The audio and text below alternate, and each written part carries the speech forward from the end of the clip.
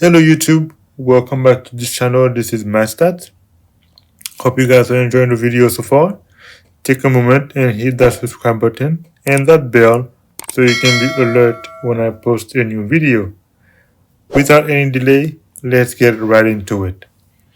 So today we're gonna be looking at the third part of one-to-one and inverse function, where we're gonna be doing the composition of inverse function property. Remember composition? So it's not the same thing as just finding the inverse function of a function. But this time they're gonna give us two functions and we have to prove that they are indeed inverse of each other. So let's say for instance you have x plus 5,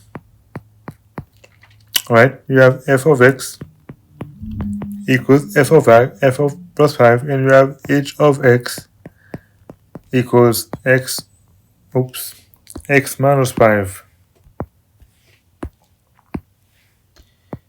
X minus 5.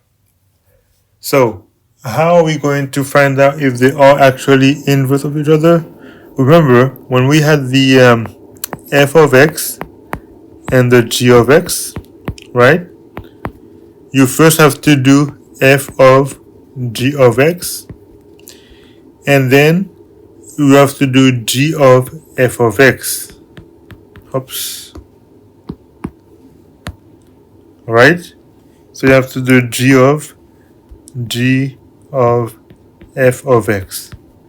And if they both equals to x, then that means they are basically inverse of each other, right? So we're going to do the same thing here. So first we're going to do f of h of x and see what that gives us, right? So f is what? X plus 5. Oh, actually no. H is what? H is x minus 5. So f of h of x would be would be equal to f of, what is h of x? H of x is this. So that would be x minus 5. So what would f of x minus 5 be? Well, we're going to plug in x minus 5 into f of x. So wherever we see an x, we put x minus 5. So that would be f of h of x, which is equal to f of x minus 5 equals to x minus 5 plus 5. And so that would be equal to f of h of x equals to f of x minus 5, minus 5,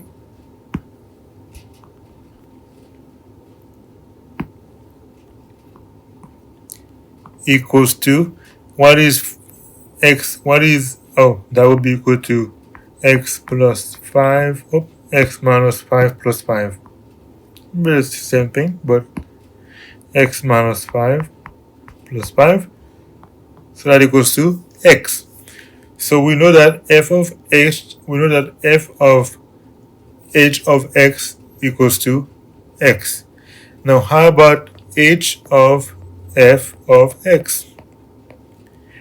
What would that equal to? Well, we know that f of x is equal to x plus 5, so that would be h of x plus 5.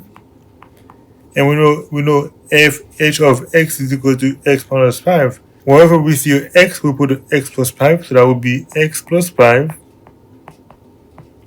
minus 5, right? And so h of f of x equals to h of x plus 5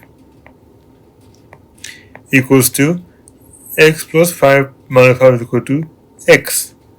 So they both equals to x, so that therefore f of h of x equals h of f of x equals x, meaning that they are inverse. of each other.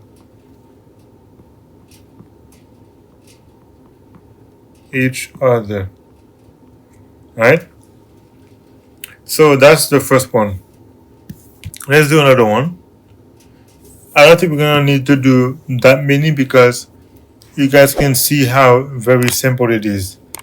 Let's say we have, let me do something that is not too easy. Actually, never mind. Let's say we have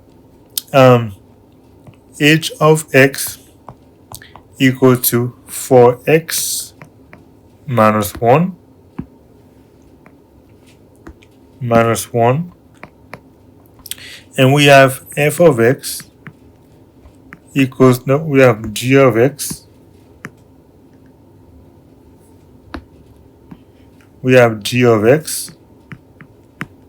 equals to 1/4 x plus 1/4. And we need to find the composition of inverse functions. So what would that be? So we're going to do the same thing. We're going to do f of h of g of x first. What is g of x? G of x is this, right?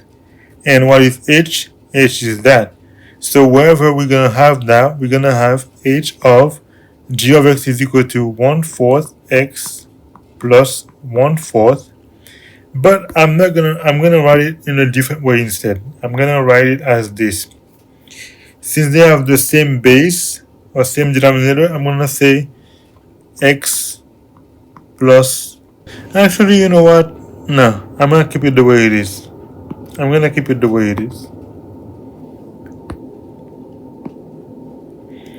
So it's gonna be 1/4 x plus 1/4. And what would that be? Now, wherever we see x, we're gonna put all of that. So that would be 4 times, yep, and that's why I didn't change it. 1/4 x plus 1/4 minus 1. And what would that equal to? That would be equal to, we have 4, that would be equal to x plus 1 minus 1. And that would be equal to x. So h of g of x equals to h of 1/4 x plus 1/4 equals to x. Now, how about we do for g of x? So g of h of x is equal to what? What is h of x? 4x minus 1. So that'll be 4x minus 1. So we're going to put 4x minus 1 into g of x wherever we see a x. So that would be equal to, what is g of x? It's 1 is that. So wherever we see the x, we're going to put 4x minus 1. So that's going to be 1/4 4x minus 1 plus 1/4, right? So what would that equal to? 1/4 times 4x will be equal to 1, right? So that would be x minus 1/4 times -1 is equal to -1/4. And then we're going to add 1/4, which will be equal to what? -1/4 plus 1/4 is equal to 0, so we have x. So h of g of x equals to g of h of x equals to x. Therefore, they are inverse of each other.